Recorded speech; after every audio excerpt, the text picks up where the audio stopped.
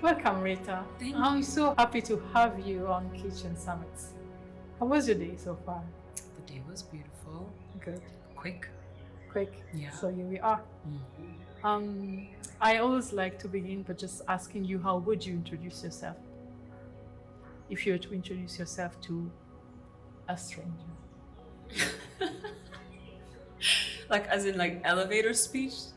Not a liberal speech, like somebody you feel like you need them to get to know you, Okay. get a chance to know you. Yeah. It's a hard one to answer. Why? Because I'm in a space where I'm really trying to exist as all that is, instead of the narrative or the story of Rita. So I can tell you like my roles, but who I am, I think I am you, I am him, I am the trees, I am everything, I'm consciousness. But expressed in this form. Yeah. Give us a little bit of the story of Rita Okay. that the layman can relate to and hopefully connect to.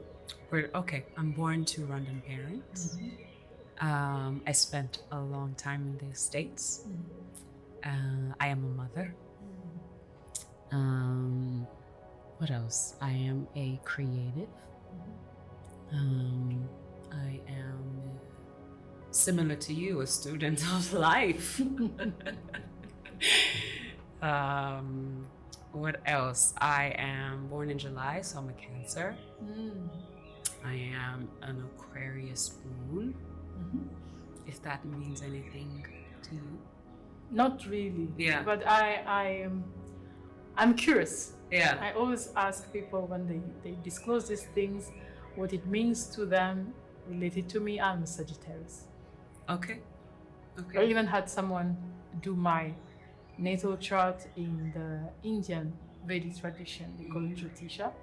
They don't have the same signs, but they do have Sagittarius, and in both systems, I'm a Sagittarius. And do they both check out? There are great similarities. Yeah. Yes. Yeah. Yeah, that's really what I am in story. Good. Yeah. So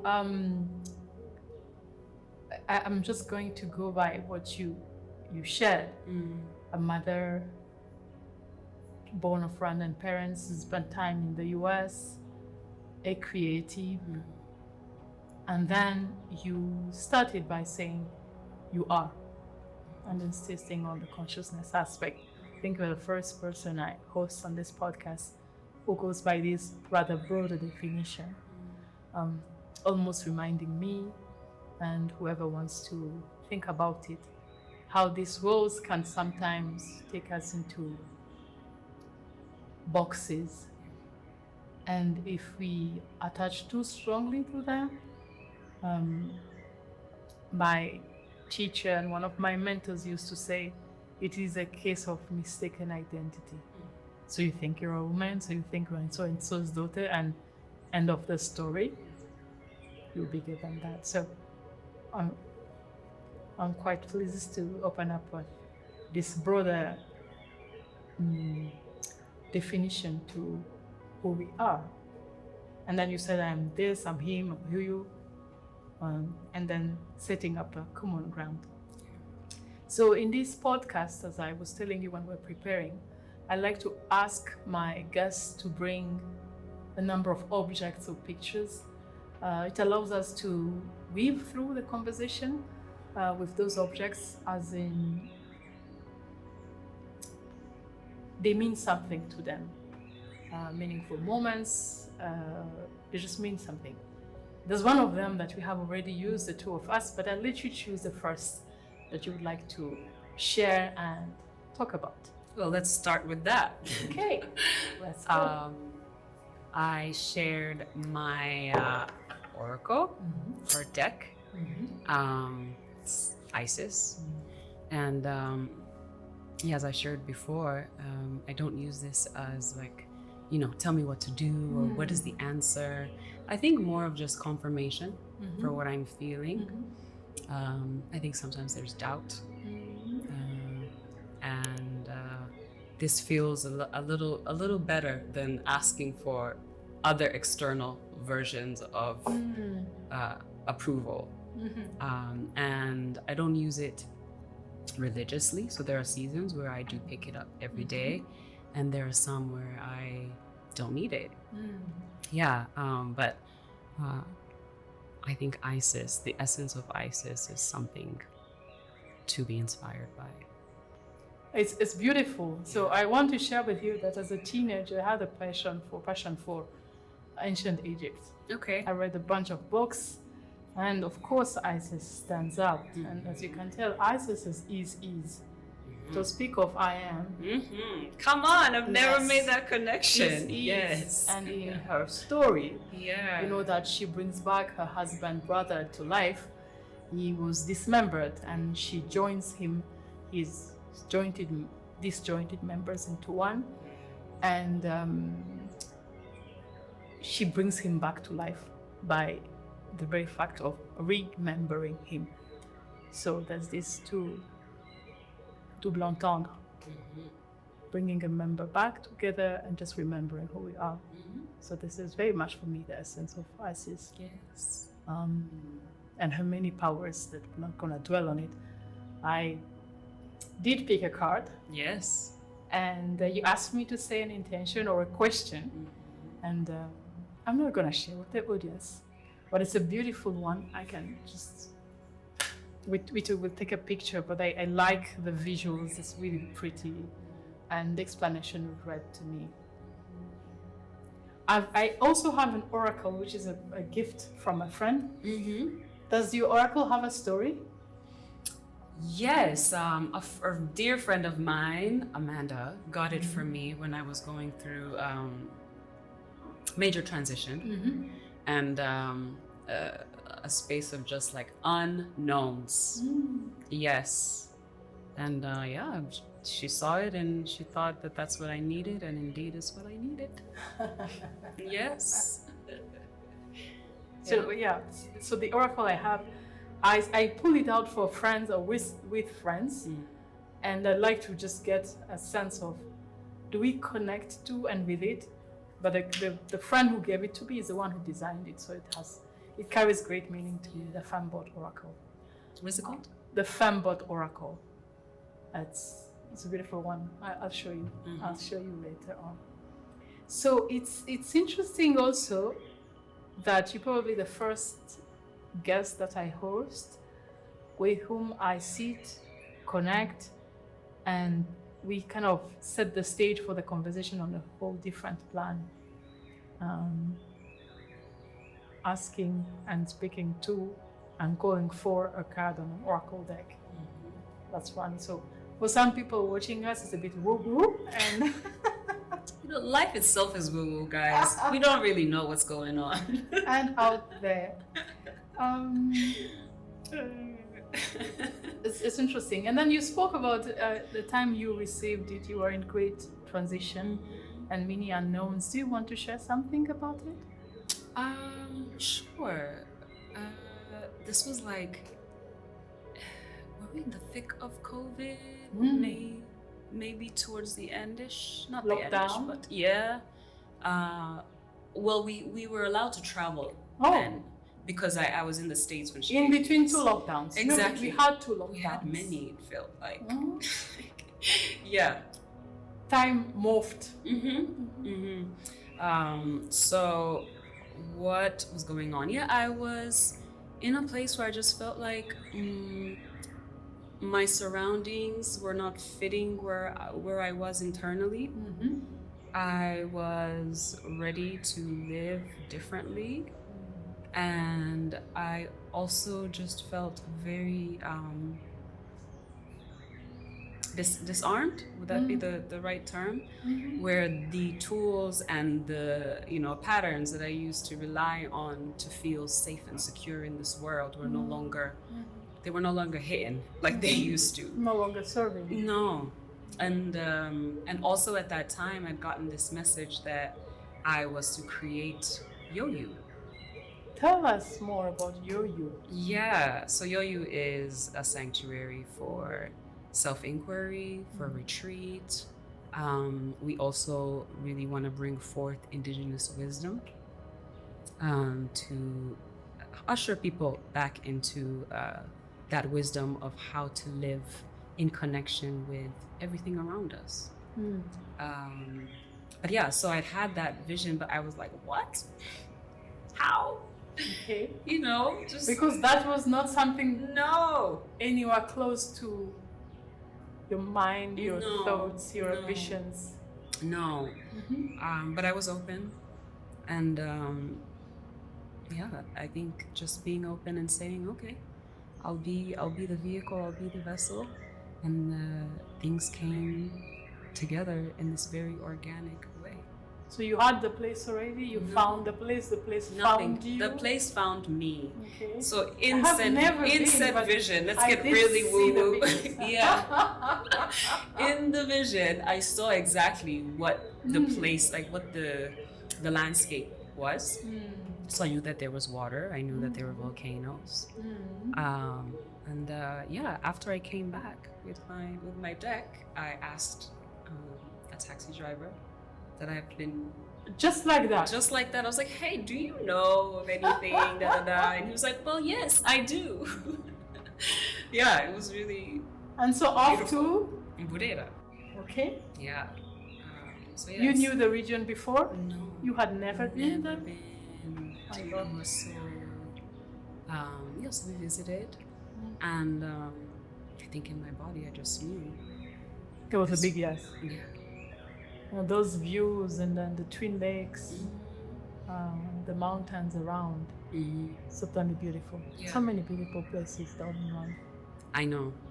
We always say that Rwanda has no bad sides. You know, when you're taking pictures, you know, it's like, this is my good side. Just Whichever beautiful. angle is Yes. so true. Yeah. So true. Yeah. That region is particularly gorgeous, and the landscape, the views, it's gorgeous and very grounding. Yes. I think the energy is grounding. I agree. Something about the mountains. Yeah. So you opened. Yeah. Long story. Fast forward. Fast forward, opened softly in I think May 2022. May 2022. So Yeah. 3 years and something. It's been 4 years. Why am I? Oh, it's been 4 years since I've been there. But yeah, Okay. exactly. Okay. Yeah. You partly live there, or you? I used to live there until like 2020. So you gave really life to it. Yes, and it Like- gave me life. Oh. Yeah, because it was I'd never done anything like that. Knew nothing about construction, knew nothing about the ways of the north, and truly it's the ways of the north. Amajaruguru. Exactly, Majaruguru, the Kinyarwanda, the dialect's a little different. And the people. The people, yes.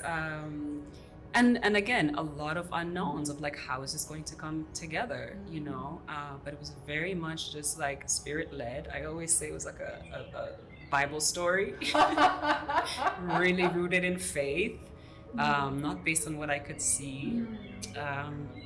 So you really followed that intuition and all the way through. Yeah, so I think that experience really helped me hone that trusting what I feel, that I can't explain in logical ways. Learning to also like, yeah, it is trusting the unknown because I don't know anyone from the north, you know, and feeling like, but I'm safe. Did you at some point felt quite confident in the vision Yes. for the place? Yes. I had to. Rather in the beginning Yeah. or somewhere along. I think from the beginning. Yeah. And I think that's the only thing that kept me going. Oh, that's important. Yes. That's important. So the vision was clear. Yes, the vision was clear. Yeah, the courage was a little shaky, but yes, New beginnings. exactly. New beginnings. Yeah. And so you created the physical space And then what's next once the sanctuary, that was how you call it, right?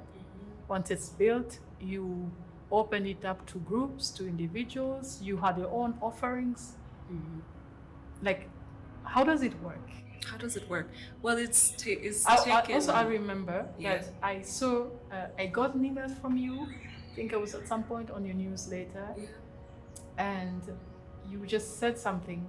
If you feel cold, drop me a word. I was like, this is gorgeous and beautiful, but what would I do there? You know?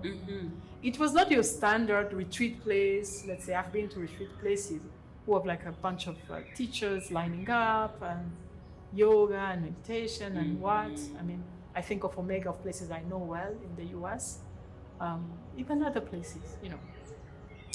They have a full calendar for the year, and teachers kind of roll.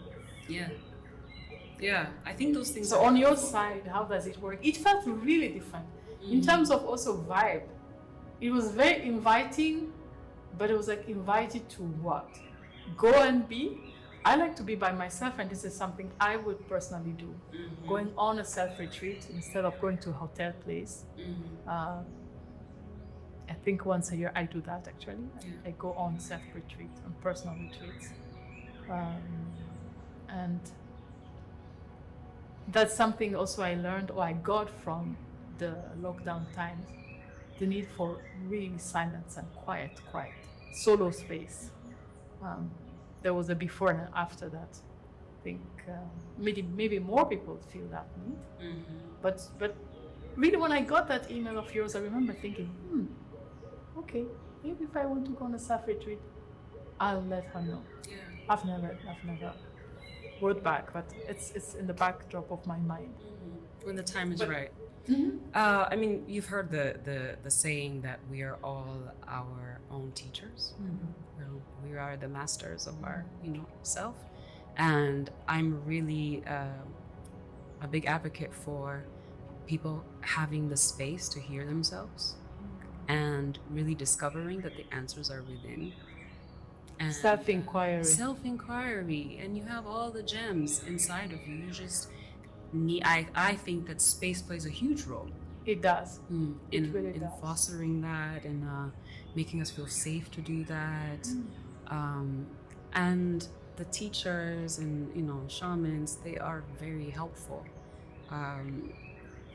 in particular ways and specific times. But Yo-Yuu, I feel like, is really just to introduce people to that idea or that remembrance of, you just need, you just need the space and the care, nurture to do so. Yeah. I love that. I'm just thinking this whole, I think there are people out there who have been on retreats and who, like me, would think, oh, what does she offer? And you offer a space, a safe, beautiful container for self-retreats and self-inquiry. So you provide food and I think accommodation and all of that for however long the person or the group wants to stay. Yeah. Well, we don't have space that accommodates groups for overnight stay. Oh, okay. You can do a day retreat. Say you want to do a yoga one-day retreat. That's wonderful. But it's also intentionally small. So we can host up to 4 people maximum who are sharing rooms. And the idea behind that is, well, it just organically happened. But I think back to the safety thing and considering the culture that we live in, I think people are not wanting to run into the cousin or the sister of the brother of the, in that time. And to take away distraction. Yeah, and have privacy. Yes, it's the privacy. I think that plays a huge role. Yeah. Offers that. One more idea I had listening to you, as far as retreats are concerned. When I moved back to Rwanda in 2018, And until then, I had been a regular to visit some of my teachers, my spiritual teachers. So I traveled. And I remember coming and I told myself, and God, the universe, call it how you want, I want to find teachers here. I don't want to travel anymore.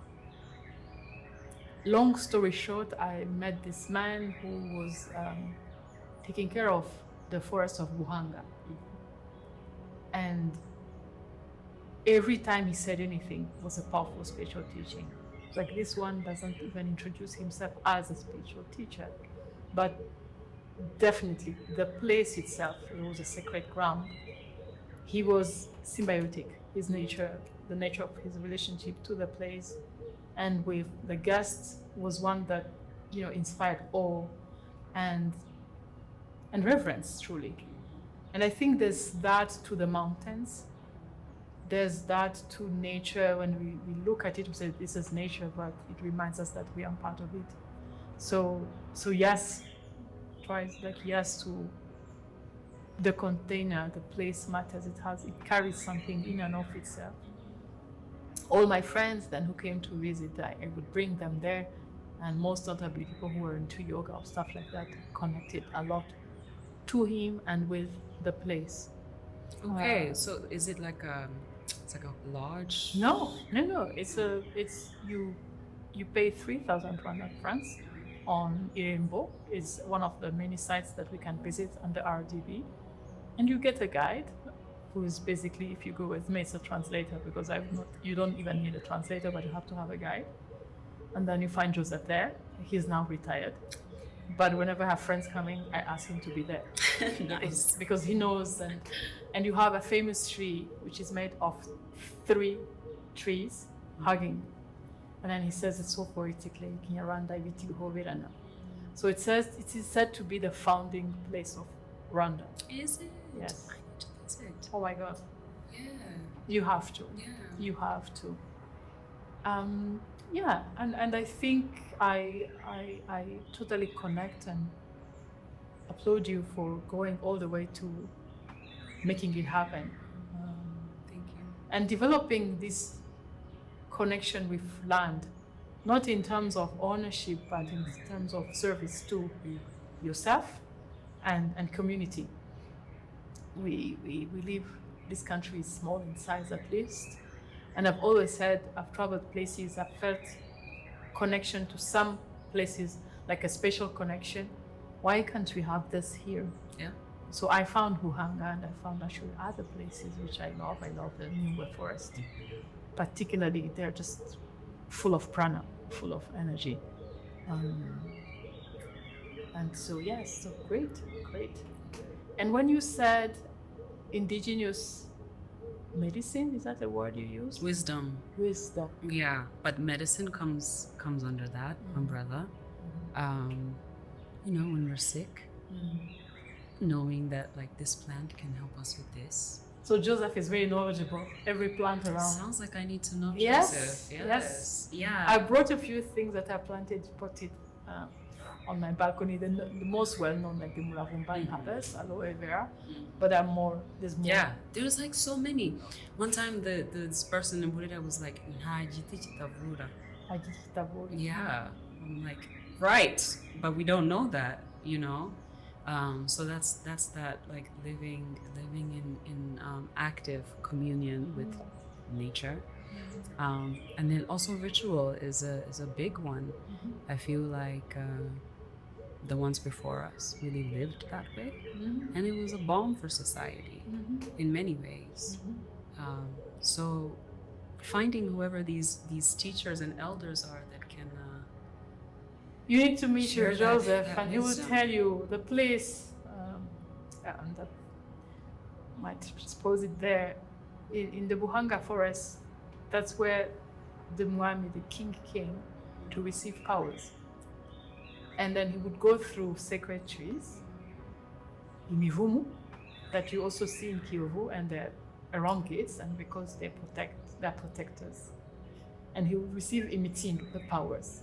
And he would be bathed in a pond and with herbs. And then he would go through a tuner, and he will come out with it saying his name. When I was so and so son Hirimututsi, because when he comes through the other side, he will take his lineage name. Naindukwa, all these names. And then with the name comes the mission. And then he was no longer an ordinary human being, or Mututsi for that matter. And that's how he got the powers. And the last king of Rwanda did not go through that ritual. And then he says he didn't get the powers. That's one of his explanations. I like what you just And said. there was a council of wise men who did perform the ritual. So we, Yes. and I believe even in the most contemporary ways and secular ways, you still have in the United States people who swear with a Bible. You still have reverence for and the need to take oath. So rituals and power are somehow inseparable. Yes. And we look at it, I think, in terms of like a ruler or a leader, but in one's own life. Rituals give a sort of direction to a day. And if I jump out of my bed and go about my day the way I want to, it's going to be a different day if I wake up and do all the things that I do before I step out of the house. I guess it's a very similar to you. Yeah. Yeah, and it doesn't have to be a, 3-hour long thing that you do, especially with becoming a mother. I'm finding that, it can be in the car, setting your intentions. It can be, as soon as you wake up. I am passively wanting to instill that in Athena. Yeah. That when we wake up, just give thanks and set intention for the interactions ahead of us. Yeah, bless them. Wonderful. So that's Yo-Yuu. Yeah, so that's Yo-Yuu. Okay. So if you want to visit, we drop you a message. And No, we have a website now. okay. We graduated. It used to be drop me a message. We graduated, yeah. I have some people that work with me, so it's made things a lot more structured. So there's a website, and you go through an application And process. you sign up. And Great. Love that. I love that.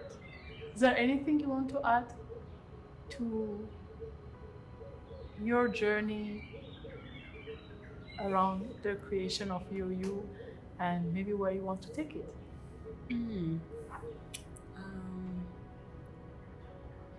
Well, I think that every time I try to control how it needs to grow or,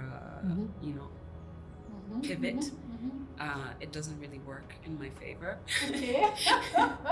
So I think my work is really to just listen. Wow. And trust that. And trust that. And I think a lot of times it shows itself if that's the direction it wants to And take. where does the name come from? So Yo-Yuu I found in a kinfolk magazine. Okay. I'm a big fan of kinfolk. Okay. And it essentially, it's Japanese word, but essentially it's saying space and time before your next chapter or endeavor. Oh, Yeah. wow. Very, very fitting. Very fitting. Yeah. There's something about Japanese, the language also, and Kinyarwanda. Some of the words, they're very similar Yeah. in at least sound. And they're masters of rituals. Yes. At Yes. least. Divine order. Yeah. But it's interesting that I say we, but maybe not everybody connects to that, kind of use structure or structures to create freedom. Same one. A ritual is saying every morning I'm going to do this before I do this. What you want to invite in is more space, spaciousness in your mind, more receptivity to intuition, to insights, but at the same time, that discipline, becomes almost the foundation for your freedom. Yeah. for sure. Like a gateway. Yes. Yeah. I'm new to, I think, did we discuss this when we saw each other? The Artist's Way and the morning pages. I'm new to that, but I find that, you know, on days where I'm like, I'm so busy, I have to do other things, da, da, da. It's just like at the back of my mind that I didn't do it. And so there's this restrictive energy that comes with it. But when I do it, it's really that I've just, it's almost like a respect for my process, for my day, you know, for my energy. And I love that because I'm not a very disciplined person, I would say. Or maybe you don't see yourself as a disciplined person. If you were drawn to create a space for retreat, you certainly have a sense of discipline. Yeah. Otherwise, you wouldn't. Small, I guess. Endurance. Yes. And you might not just pay attention to it, but you certainly have structure or like structure to shape life. Yeah. Shall we move to another? Yes, we shall. Let's do a new earth. Yes. Normally I was like, okay, maybe let me bring the power of now, because I think the power of now was really the first time I was ever like, oh my god. So just introduce to people who don't know. Okay, so a new the power earth. now. Oh, the power now. Okay, they're both written by Eckhart Tolle, Master Eckhart Tolle. He's a spiritual teacher, and he just, to me, he does a really great job at conveying how we are not the story that we've told ourselves about who we are, and does a great job at showing how the mind works, the tricks and illusions of the mind. And before that, I had no idea. What my mind told me was what it was, you know, just absent, I think. So I would have brought that, but I think this also was wonderful because it's like a second wave. Yes. They say awakenings happen in waves, and this was that. And the language in here is much easier to digest. I agree. And this also helped me really understand the difference between who I am versus the roles that I perform throughout my life. And also I enjoy the possibility of living differently as a collective, you know, which would then create a new earth. So love it. Thank you. Recommend it. I mean, I haven't finished it, but I started it this year actually, because I had, I'm gonna confess something. I had a resistance to Eckhart Tolle because he was just with Oprah. He had this celebrity. He doesn't, himself, he doesn't have heirs, but it's like he's in every show, he's out there, and you know, in the streets. And then I was like, yet another old white man. Let me just, as the authority. Let me just discuss this as candidly as I can. So the power of now, it's a big title. Another new agey thing. I'm a yoga teacher already, come on, I don't need extra layers. And I'm trying to distance myself from, you know, this and white undertones to what spirituality has become an industry. So I had this big resistance to the power of now. And then recently, this year, a good friend of mine said, Janine, you don't own a copy of the New Earth? I'm like, no. And then she sent me screenshots of a whole chapter saying, this is you. I'm not gonna get into that chapter. And then I loved the language actually. And then I started watching him. He was striking to me. He came across as like no ego. Zero. It's quite, I mean, I binge watched him. Yeah. His talks are powerful. And the way he speaks about consciousness, this thing that pervades everything and is underneath everything, and more words actually, he even coins words. So I loved it. I got a copy. It's on Kindle. I read it every week. I read it every week. So here's also to changing your mind. Yes. Yes. I did change mine. He's a he's a great master. Yeah. He's a great He master. is. And a conduit for these high teachings, which are, I guess, timeless. That's the whole point. Great. So you often read from it? Yeah. I mean, it's like super highlighted. I can tell. But yeah. It I has do. a beautiful I patina. do. It's worn out, but not too much. Mm-hmm. Yeah. No, I do. I do. You know, to the thing of like, I'm a student of life. I think I'm a student of the ego. Yeah. Thank you for sharing this. This is cool how you use objects to string the conversation together. Yeah, I guess we can, with some people, we can just openly discuss. It's an open discussion. But I like that I have the opportunity to meet you through things that you hold close and dear, or moments. You actually brought actual objects. Some people just bring pictures, and we discuss what is on it. Yeah, it's a great connector. Yes, it is. Yeah. You know, they say that objects are also alive.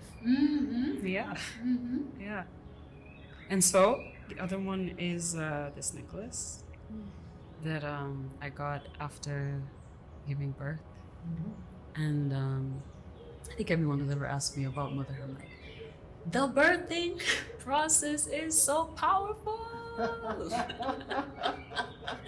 Really though, I think just like waking up to that, like I've always been this, you know. But I think I didn't know. I'd never had an experience to really like culminate that truth.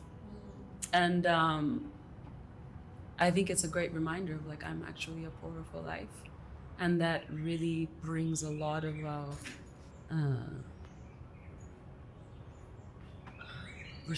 respect, responsibility. yes, To the way I live life. yes, You know. yes. To take myself seriously, but not seriously, but you know, I know. to honor this experience. And you know, while I said that I am everything, there's a reason I came in this form. There's a role that I came to play, and yeah, but to put some respect on that. I always think of the time I was pregnant, that we take it as a biological fact, but think this is person, woman, carries two lives in one body, two hearts, sometimes three. Ordinary about that. Yes. It's unbelievable. It's unbelievable. It's unbelievable. And then you give birth, but you also birth a new woman. Yes. Yeah, and you will no longer be the one you were before. That was a surprise. That was a big surprise. And I don't know if I wasn't looking hard enough, or I don't know what it is, but I'd never really heard conversation around that. And I remember Same here. truly feeling like, why do I feel like I'm the first person to give birth? Because what? I even asked my mom, you never told me. I will come different out of this. Yes. Yeah. Did you really love me the way I love this baby? Yeah. Is it possible? But I suppose there's also there's an element of like a secret society. Like once you've gone through the door, then you're initiated. Yeah, it is an initiation though, for sure. It is. It is. It is. Yeah, but But I resented women, all the women in my life, for not giving me the codes. Why are you gatekeeping? No, crazy. I remember thinking like, is this what you guys have been going through? Like my friends that have children before me, I was like, what? Yeah, no, it's and it's hard to describe. And the other thing is also that everyone's experience is different. While we all go through that change, it's, you know, variations, different flavor. Yeah, but it's been incredible to experience. So you kept something Yeah. to mark. Yeah. Yeah, Tina's father actually got this for me. Oh, that's lovely. Yeah. It's even more meaningful. Yeah. So it's a present. Yeah, it's a present. Wonderful, wonderful. And is the tree of life? Is it It is. beautiful? Yeah. Takes me to Avatar, Mm-hmm. the tree of life. Beautiful. Yes. One of my favorite movies. You can watch it. I can watch it a number of times and always get something. There was definitely messages Yes. being conveyed through the movie. And plants and the forest. And the dynamics of people, ritual. Wisdom, indigenous wisdom, whatever we put underneath the concept. Yes. Do you have more? Yes, more objects. I keep More objects. more Yes. objects. Yes, so this scarf also is another object. I love that I'm wearing everything, and it was actually very organic. But yeah, It's interesting that you wear those things. yes, yeah. I'm one of those people that keep things forever, years and years. But yeah, so this scarf I got from my friend, who really she's like a sister, really, a sister, and our I have relationship. such friends. When I call them friends, I'm like, no, this is not. Doesn't Yeah. deal. This is not who she is. No, it doesn't land. No. Yeah, no, she's a sister, and I think for me, just represents friendships that endure, as we discussed before, and how it seasons, and loving each other through that, and giving each other space, and unconditional love, and the richness that comes with Such a relationship. yes, and witnessing someone go through so many different variations of themselves. And loving them through. Yeah. And having for oneself a witness or witnesses to our own evolution. Saying, I'm not the same I was before my daughter was born or whatever. And yet she's still in my life. Yes. And I think also girlfriends. God, because we don't have enough words for them. I feel I don't have enough words for them. Yeah. I don't need to see them. Yes. It's that one the we don't need to closest talk to all the unconditional time. love. Yes. No, it's beautiful. It's beautiful. That just I show up as I am. And also it brings a certain peace. There's not this anxiety. I need to call you. I need to I need to shop this way. I need to be. No, it's just is. And I think also they teach you a lot about how people's behavior has nothing to do with you, really. Don't personalize. Yeah, it's a hard lesson. But No, we do take things personally, but then having again, I will use the word, the container of such a relationship that reminds you it was never about the other people. It was always about you. Yes. And you are lovable as you are. Come as you are. Yeah. Come as you are. I cherish those friends. Sisters. And that is something about the sisterhood too.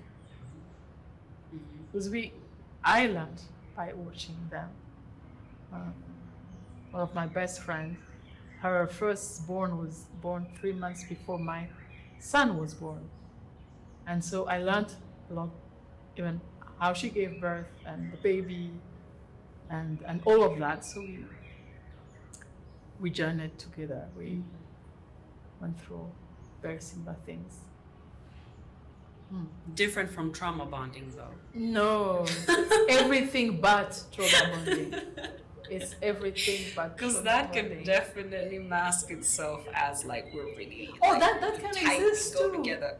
That can exist too among and between women. Yeah. But we have a cue. Sometimes she would call us like, you just listen, no advice. Yeah. I need to vent. But of course, I know she needs to vent, and I'm not gonna say, yes, you're right, and let her vent, and then eventually this passes and To hear herself. Yeah. Yeah. But I guess it's also the mindset. you have friends who have the same growth mindset as you have, or certain approach to life, even if you are very different. So, together to gossip or to, again, this happened, da, da, da, da, and which sometimes relationship can be centered around such conversations. And I suppose, well, for me, I always take that as a cue of like, and this is where I am right now. A reflection. Yes. Yeah, a reflection. Definitely. I really value the people that show up in my orbit whenever it is that they do, because that's always like, oh, I see. Sometimes it's hard to recognize those things within yourself. Yes. It's just that I see. I see.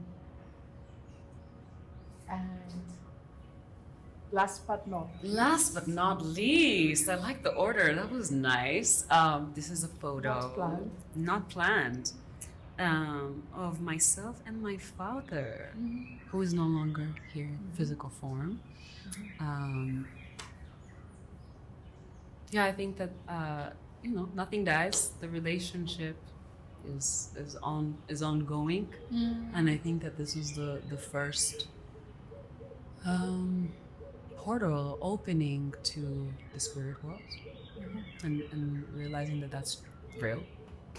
You mean by spirit world? You mean the unseen? The unseen, beyond physical, and also teaching me a lot about I think a lot of people find that security and protection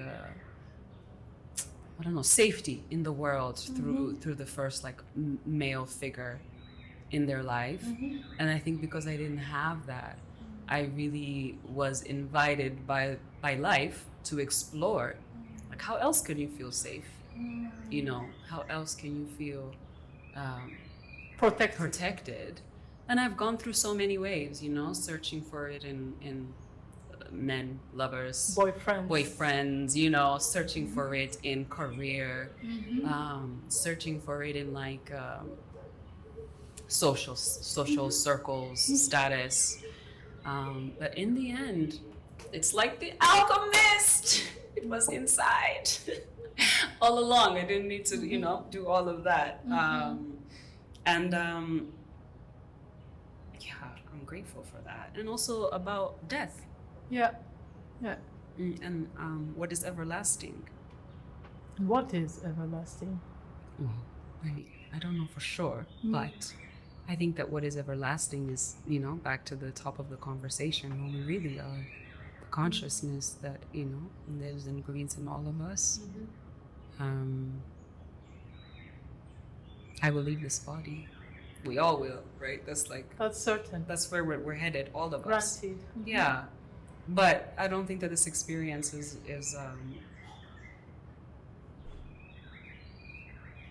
the definition of life. I think this is a costume. I'm doing my role. I'm playing. One day you drop. Yes, but I don't. Yeah, I don't perish. Do you have memories of your father? No, I do not. I don't. So, what is it that for you is the relationship that you have with him, and that this picture symbolizes? Or I think that just because someone is not here with you, right here, you see them, doesn't mean that they're not with you, but that we are always connected, and communication happens all the time that is not verbal. And it also just roots me in intuition, right? So when that bird flies at a certain time and the wind blows and you read the signs, and it's like, that felt like something that could be him. Yeah. I once had a reading where the woman was like, he communicates to you through butterflies. Oh. And so, of course, when I see butterflies, I'm like, Hey. hey.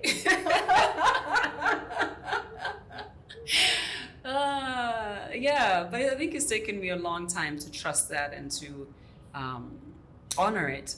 Because, you know, like you said, woo-woo and all the things and logic. Yeah, Such a strong logic. hold. Logic. Logic. Yes. Logic. But Yes. we want to believe what we see, but there's more to life than meet the eyes, and actually, even whether you are logical or whatever you want to call yourself, people are set into motion by things they don't see, by feelings. Have you ever seen feelings? Hello? Have you ever seen your emotions? Yes, facts. There's I don't know what I heard, and someone was like, when you send an email, like, do you see how the email travels to reach the other person? But decisions are made through that vehicle. Mm-hmm. So it's rather short-sighted and to believe or to trust the growth, the thing I can touch and see. And most people don't actually. Most people have a sense of, street, we say vibes. Yeah. We say you trust the vibes. So I think it's more common than people would admit. I agree. Would admit. I agree. You know, it's always like, and then I went to this cafe. I don't know why. But I felt I had to be there. Yeah, and it's like, okay, well, what's that? Yeah, I enjoy that world very much. Yes. I also enjoy the confirmations. Sometimes you doubt. I mean, we all doubt, don't we? And then none of my parents is still alive, so I would sometimes ask questions. Like, I need you to tell me. To your parents? Yeah, or specifically to one of them. And then of late, actually, a friend who passed, he was the first person I felt connected to after his passing. Right. It came as a surprise. So it's... I'm still exploring that, and I did have this conversation about that person with his family and saying he was the first person I felt. Yeah. And I could feel and see, and his humor and the signs were of a different nature. So I'm quite glad that I can actually trust that channel. Yeah, that's beautiful. Yeah. Yes. Having experienced your parents and the physical for some time, the before and after the relationship, how do you what differences do you see, if any, or how do you describe it would be a kitchen summit Part 3. It would be a kitchen summit in and of itself. Yeah, definitely for each of them there are major lessons, mostly tied to the way they left us. I always say the last 2 years of my father's life and his passing were a major initiation for me, because we had very deep conversations, and I had prayed for him that his death doesn't surprise me. And it's exactly how it happened.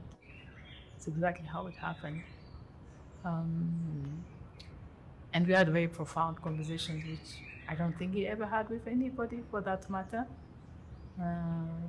So experiencing that closeness with death, we never know when death occurs, but in that case, because he was sick, it was just looming.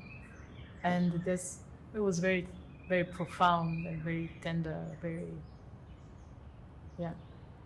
So I had a sense that we each other, I helped him, and he taught me things that I otherwise would never have known, and also how to let go of resentment, and also to tidy up your life before, because he had plenty of regrets. What's the tidying up, like forgiving and all those things? It's not only forgiving, it's making sure as we go through life that we don't carry much unsaid or heaviness or for regrets. Actually, regrets. Regrets. I found it gave me the courage to make decisions, big time. And I would say he was somebody who did not like conflict and would avoid conflict and who would Very random. brush off his shoes. It was him. It was him. Yeah. So I learned a great deal of decide rather than living with regrets. Through the things he confided, but also the things that I learned as he was just getting towards the end of his life. I'm like, I don't want to die like that. I just don't want to live an unlived life, you know? It could be 70 years plus, but unlived. So that I kind of got the clarity on a few important decisions to make. And with my mom, it was other things, how also death can come abruptly, and grief, but that only life teaches you. And she was a very fearless woman, so, and I also learned to honor people as they stay with us. You know, these eulogies, and you sit in a kirio and you hear stories about your parents or your relative or people, and like, I never knew this. So I encouraged the elders in our family to please tell me about you. Yeah. How did you grow up? What was it like when you were younger? And really we sit with Buddhas, we sit with heroes and sheroes and people who have such great deal and wealth of experience to share. But as long as they're just casually your dad, your uncle, your whatever, you don't see the value of sitting at their feet literally and getting to know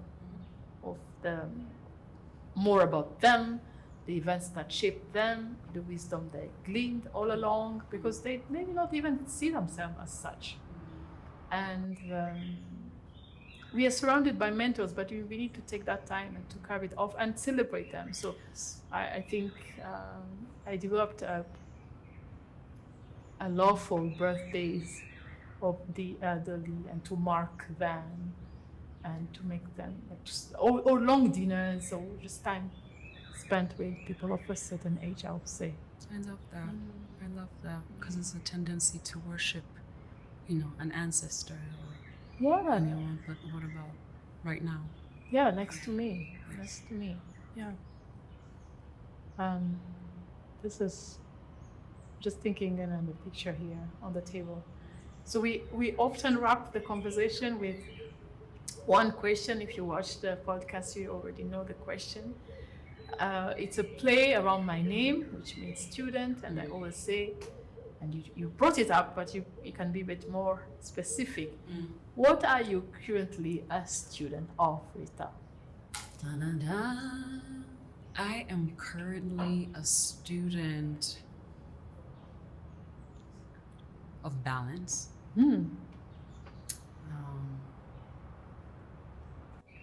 Can you be more specific? Yes. Okay. I think mothering is a big theme in my life right now. But I think How old is your daughter? she'll be 2 in January. Okay. Yeah. Toddler. Toddler life, exactly. That walking baby. But it's also like, are you an adult in a small person's body? Because your emotions and the energy that she gives Yeah, out. a whole person. What? But balance in all things. But how to take care of myself, nurture myself, and do that for her as well, and the people in my life. I think the first year and something was just really all her. The baby. The balance of giving and receiving. is a big one. As a giver yourself? I think I overgive. I think I overgive. I can relate. Yes, and I'm really getting to the bottom of that, and I can see in certain areas, you know, I want to be liked here. I want to be seen as selfless. I want to be, you know, all of these things that are just empty, really. Yeah, so on and on. But yeah, balance, equilibrium. And really coming from an intuitive, guided place of what feels As balanced. for everything that you do, right? Yes. Not looking to a notebook or whatever of like, okay, well, if they gave me this and I need to get this. And that's actually a theme that we practice at Yo-Yuu. Yeah. Okay. So In which way? So when you come, it's not, we don't ask you that you need to pay $1 million per night or whatever. You don't have a daily rate? We do not have a daily rate. Okay. We're not a hotel. It is really like an experimental hub, if you will, for this idea of equilibrium, for reawakening this this scale of balance, you know, that deep down, you know, when you receive something, you can feel what that means for you. And what you give back in reverence, in honor of that, is something that only you can determine. So that's the essence. You know, people ask about the logistics of that. How does that work? You know, need to pay people. But I tell you what, it's been working itself out in very miraculous ways. I mean, because you are doing it. Yes. I think it's the energetics of it. Yes. And we can go on and discuss what is money. Yeah. The exchange you make. I think I know of only one place. It's Brian Kest, who has his yoga studios. Classes are donation based, and they're always full to the brim, and you have to go early because it's first in, first served. Yeah. Energetics indeed. It's a brand new but not new business model. But it's, well, I would love to discuss that further with you. Yeah. That's so yeah, wonderful. that's what I'm learning right now. I don't know if the word is balance, because that's rather looking at the energetics of exchange and trusting that what will come to you will also sustain you as you Pour into them. Yes. And also it's a lot of checking in, because sometimes we give because we want something. Yes. Hello. A lot of time. That's what all of this is, you know. This transactional way, and I really would like to start embodying a more holistic, continual way. Wow. You know, which is where community comes in. You know, we do for each other when we can, how we can. It's not by force that these rigid rules.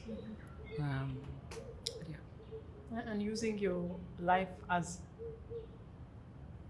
the playground for experimenting such things, and not just leaving them to books or to other people to do, as if it was a utopia. Thank you for daring. Thank you. Sharing. Thank you. Yeah, it's an honor, really. Sometimes I'm like, I what other choice do I have? That's beautiful if you feel about this way, because then it's yours. Yeah. It's nobody else's choice. Yes. Yeah. Thank you, Rita, for gracing Kitchen Summits with your, your profound insights, and so unpretentious, so at the same time supported by a few things, whether it's the books you read, the oracle, the rituals, the real physical thing in the form of a picture that reminds you of the unseen that also supports you. At this time of my life particularly, I'm grateful for a friend who reflects back these things that I myself also very much rely on. So thank you. A pleasure. Thank you for creating this space for genuine conversation. Thank you. Yeah. Thank you. This was refreshing. Till next time.